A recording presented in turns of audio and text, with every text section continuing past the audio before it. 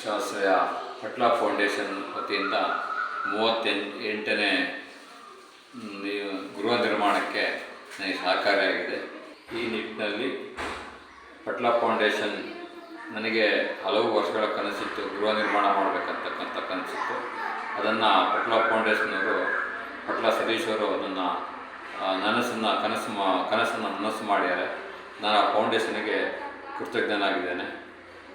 ನಮ್ಮ ಶಿವಮೊಗ್ಗ ಜಿಲ್ಲೆಯಲ್ಲಿ ಅತಿ ಹೆಚ್ಚು ಕಲಾವಿದರಿಗೆ, ಪ್ರಸಂಗಕರ್ತರಿಗೆ, ಕಲಾ ಪೋಷಕರಿಗೆ ಮತ್ತು ಯಕ್ಷಗಾನದಲ್ಲಿ ದುಡಿತಕ್ಕಂಥ ಎಲ್ಲ ಥರದ ವ್ಯಕ್ತಿಗಳಿಗೆ ಆರ್ಥಿಕ ನೆರವು ನೀಡ್ತಾ ಬಂದಿದೆ. ಅದಕ್ಕೆ ನಾನೊಬ್ಬ ಇವತ್ತು ಅದೃಷ್ಟಶಾಲಿ ಅಂತ ಹೇಳ್ಬೋದು, ಭಾಗ್ಯದಾತ ಅಂತ ಹೇಳ್ಬೋದು.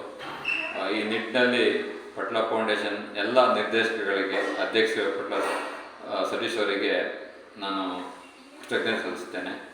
ಮುಂದಿನ ದಿನಗಳಲ್ಲಿ ಯಕ್ಷ ಕಲಾವಿದರಿಗೆ ಮತ್ತು ನಮ್ಮ ಜಿಲ್ಲೆಯಾದ್ಯಂತ ಇರ್ತಕ್ಕಂಥ ಎಲ್ಲ ಯಕ್ಷ ಕಲಾವಿದರಿಗೆ, ಅವರ ಕುಟುಂಬಗಳಿಗೆ ಈ ಒಂದು ಯೋಜನೆಗಳನ್ನ ಸಿಗ್ತಕ್ಕಂಥ ಪ್ರಯತ್ನವನ್ನು ಫೌಂಡೇಶನ್ ಮಾಡ್ತಾ ಇದೆ. ಅದಕ್ಕೆ ಎಲ್ಲರ ಸಹಕಾರ ಬೇಕು.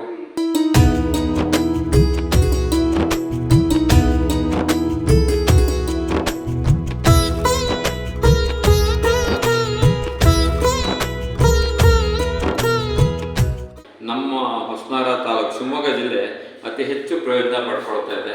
ಯಾಕಂದರೆ ನಮ್ಮ ಶಿವಮೊಗ್ಗ ಜಿಲ್ಲೆಯಲ್ಲಿ ಇವತ್ತು ಪಟ್ಲ ಫೌಂಡೇಶನಿಂದ ಸುಮಾರು 60ಕ್ಕೂ ಹೆಚ್ಚು ಶಾಲೆಗಳಲ್ಲಿ 4,000ಕ್ಕಿಂತ ಹೆಚ್ಚು ವಿದ್ಯಾರ್ಥಿಗಳು ಯಕ್ಷಗಾನ ಶಿಕ್ಷಣವನ್ನು ಪಡಿತಾ ಇದ್ದಾರೆ. ಕಳೆದ 6 ತಿಂಗಳಲ್ಲಿ 1ನೇ ಕ್ಲಾಸಿಂದ 7ನೇ ಕ್ಲಾಸ್ ತನಕ ಮತ್ತು 8ರಿಂದ 10ನೇ ಕ್ಲಾಸ್ ತನಕ ಈ ಸರ್ಕಾರಿ ಸ್ಕೂಲ್ಗಳನ್ನ ಆಯ್ಕೆ ಮಾಡಿಕೊಂಡು ಸುಮಾರು 40 ಸ್ಕೂಲ್ಗಳಲ್ಲಿ ಯಕ್ಷ ಶಿಕ್ಷಕರನ್ನು ನೀಡಿ ಉಚಿತವಾಗಿ ಯಕ್ಷಗಾನ ಪಟ್ಲ ಫೌಂಡೇಶನ್ ನೀಡುತ್ತದೆ.